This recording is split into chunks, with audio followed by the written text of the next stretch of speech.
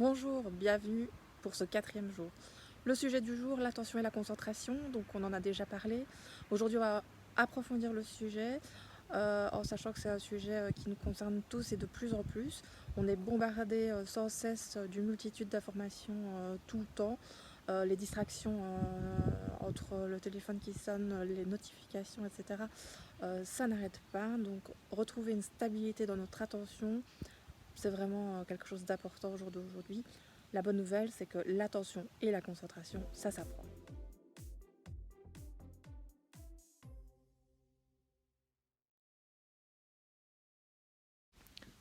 Sois un peu attentif, concentre-toi.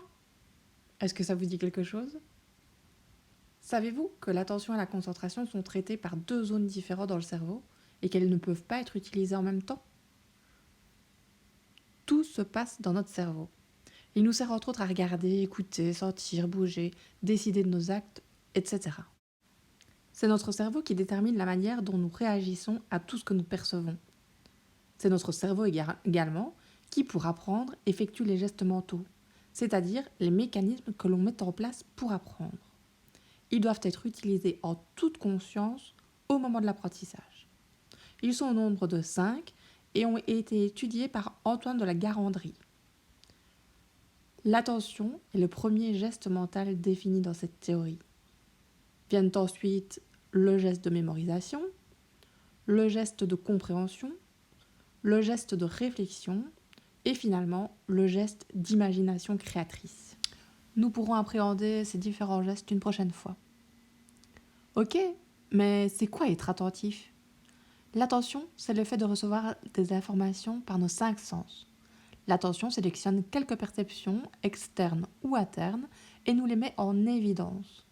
On entend une voix, on perçoit une odeur, on voit une voiture qui arrive. Nous sommes attentifs tout le temps à une chose ou à une autre. L'attention permet d'expliquer la différence entre entendre et écouter, entre voir et regarder, ou encore entre toucher et manipuler. Ce sur quoi nous portons notre attention nous affecte et nous fait réagir. On en parlera plus précisément demain. L'attention n'est pas un effort, mais un état d'équilibre. Apprendre à être attentif, c'est donc apprendre à sélectionner les perceptions les plus adaptées pour nous permettre d'atteindre notre objectif. C'est concentrer l'énergie de son cerveau pour bien écouter, bien comprendre, bien regarder, se souvenir, etc. L'attention a tendance à bouger tout le temps. Parfois, notre attention est attirée malgré nous vers des choses inattendues, comme l'avion qui passe dans le ciel. En effet, chaque nouvelle perception externe, comme une porte qui claque, un objet qui tombe, la vue de quelque chose, le téléphone qui sonne, ou interne, une idée, une pensée, telle que notre petite voix intérieure qui nous fait passer un message, peut déclencher une nouvelle action. Mais nous pouvons diriger consciemment notre attention vers un objectif précis. Par exemple, j'utilise mon attention pour écouter ce que quelqu'un est en train de m'expliquer. Se laisser distraire, c'est oublier pour quelques secondes ce que nous sommes en train de faire. La première expérience que je vous propose sera de remarquer les moments où notre attention se porte sur des événements qui ne sont pas en lien avec notre objectif. Je me laisse distraire, je le remarque, je réagis avant d'oublier, voire même avant de dévier de la tâche en cours. Dans un premier temps, concentrons-nous uniquement sur la première étape. Je me laisse distraire, en prenant conscience que notre esprit dévie de notre objectif. Les distractions proviennent du monde extérieur ou de nous-mêmes, comme on l'a vu précédemment. Par exemple, je remarque que j'écoute l'histoire de mon petit frère plutôt que de résoudre mon addition.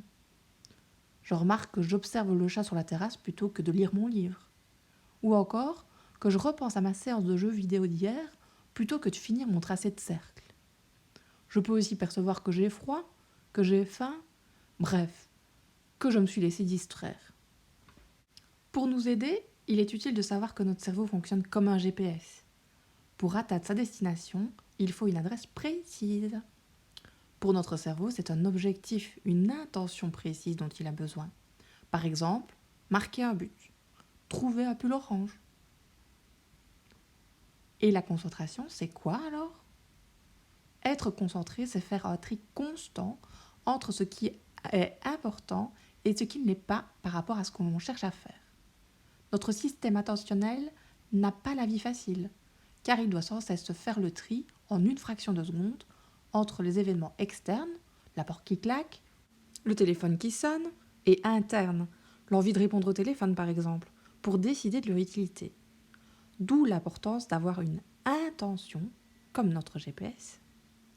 Cette attention doit être claire, unique, la plus concrète possible et à court terme, car on oublie. Comment faire face à une tâche complexe?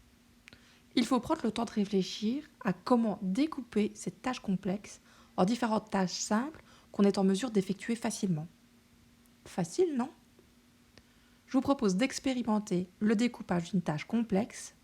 Par exemple, vous souhaitez réaliser un gâteau au chocolat pour la prochaine pause. La première intention claire, unique, concrète et immédiate serait peut-être de trouver la recette. La seconde, de vérifier si on dispose de tous les ingrédients. À vous de jouer pour la suite. Si le gâteau ne vous inspire pas, comment prépareriez-vous votre valise pour partir à la mer le week-end prochain? De la même manière qu'apprendre à marcher, apprendre à développer son système attentionnel va demander du temps. Alors entraînez-vous dès maintenant. En 5 minutes, nous n'avons que survolé ce sujet passionnant de l'attention et de la concentration.